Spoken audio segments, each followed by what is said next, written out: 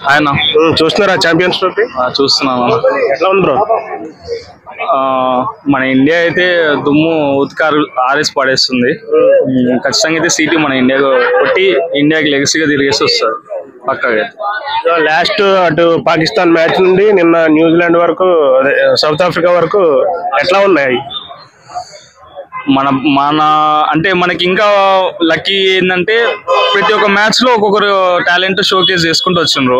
Top order ఆడకపోతే middle order పోతే lower order, అట్లా ఆడుకుంటూ ప్రతి ఒక్కరు వాళ్ళ బ్యాట్ నుంచి రన్స్ అయితే ఉన్నాయి. ఖచ్చితంగా ఫైనల్లో న్యూజిలాండ్ మీద మనం ఖచ్చితంగా విన్ అవుతాం, ప్రాబ్లం లేదు. ఓకే, కోహ్లీ గేమ్ గురించి ఏం చెప్తారు? కోహ్లీ అంటే ఇంకా నా బ్లడ్ అన్న. కోహ్లీ అంటే ఓ ఎమోషన్ అన్న ప్రతి ఒక్కరికి. ఇప్పుడు సిటీ తర్వాత ఇప్పుడు అట్లీస్ట్ మన ఇండియా కప్పు గెలుస్తుంది అనే ఒక ఆనందం మనకి ఎంత ఎక్కువ ఉందో, ఆ కప్పు పట్టుకున్నప్పుడు కోహ్లీ కానీ రోహిత్ శర్మ కానీ రిటైర్మెంట్ ఇస్తారేమో అనే బాధ కూడా అట్లే ఉంది. ఆ కప్పు గెలిచకపోయినా మాకు అవసరం లేదు. మాకు రోహిత్ శర్మ, విరాట్ కోహ్లీ ఇంకా క్రికెట్ టీంలో కంటిన్యూ అయ్యేదే మాకు కావాలి. ఇప్పుడు లాస్ట్ మన world cup, T20 world cup మనం కొట్టినాం. కప్పు ఇట్లా పట్టినారో లేదో తెలియదు. ముగ్గురు లెజెండ్స్ రిటైర్ ఇచ్చేసి మనల్ని అయితే బాధనే పెట్టి, కప్పు గెలిచామనే బాధ కంటే కూడా వాళ్ళు రిటైర్ ఇచ్చామనే బాధనే ఫ్యాన్స్ కి ఎక్కువ.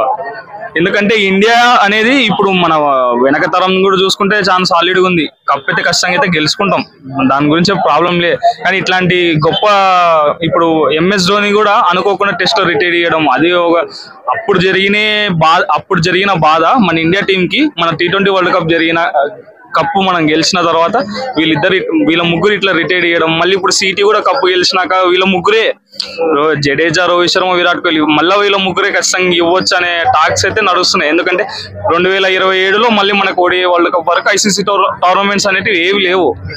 అందుకనేసి కొంచెం భయం అయితే ఉంది. కానీ ఖచ్చితంగా అయితే కప్ అయితే మన ఇండియా పట్టుకొని వస్తుంది, ప్రాబ్లం. సో ఆస్ట్రేలియా మీద సెంచరీ మిస్ అయినప్పుడు ఎట్లా అనిపిస్తుందో కోహ్లీకి? అదైతే చాలా ఘోరం అన్న.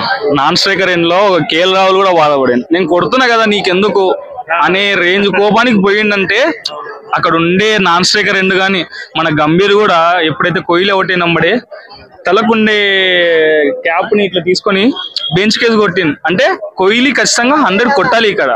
ఖచ్చితంగా మ్యాచ్ అయితే మనదే. ఒక పక్క KL రాహుల్ కూడా గట్టిగా ఆడుతున్నాడు. రిక్వైర్డ్ రన్ రేట్ కూడా చాలా తక్కువ. ప్రెజర్ లేని టైంలో నువ్వు వికెట్ ఇచ్చి నీ 100ని అందరికి సాటిస్ఫాక్షన్ చేయకుండా అవుట్ అయినావు కదా అనే బాధ ఎక్కువైపోయింది. బాధనే కదా నా ఫ్యాన్స్ కి అయితే. ODI ఫార్మాట్ పుట్టిందే కోహ్లీ కోసం అన్నట్టుగా ఉంటుంది. అట్లా కొంచెం బాధనే అన్న. ఆ రోజు మ్యాచ్ గెలిచినా సరే సాటిస్ఫాక్షన్ లేదంట. సో సండే జరగబోయే న్యూజిలాండ్ మ్యాచ్ లో ఫస్ట్ బ్యాటింగ్ అయితే బెటర్ అనుకున్నా, బౌలింగ్ అయితే? ఫస్ట్ బ్యాటింగ్ అయితే బెటర్ అన్న. ఎందుకంటే నాకౌట్ గేమ్స్ బిగ్ గేమ్స్ కాబట్టి మనం స్కోర్ పుట్అప్ చేస్తున్నామంటే చేసింగ్ టీమ్ కి అన్ఎక్స్పెక్టెడ్ గా ఒక ఫస్ట్ బాల్ కే మనం వికెట్ తీసినాం అనుకో, యాజ్ ఇట్ ఈస్ గా మనకి ప్రెషర్ అనేది వాళ్ళ మీద పెరుగుతుంటది. కాబట్టి మనం ఫస్ట్ బ్యాటింగ్ చేయడం ప్లస్ అదన్నా. Okay bro, thank you.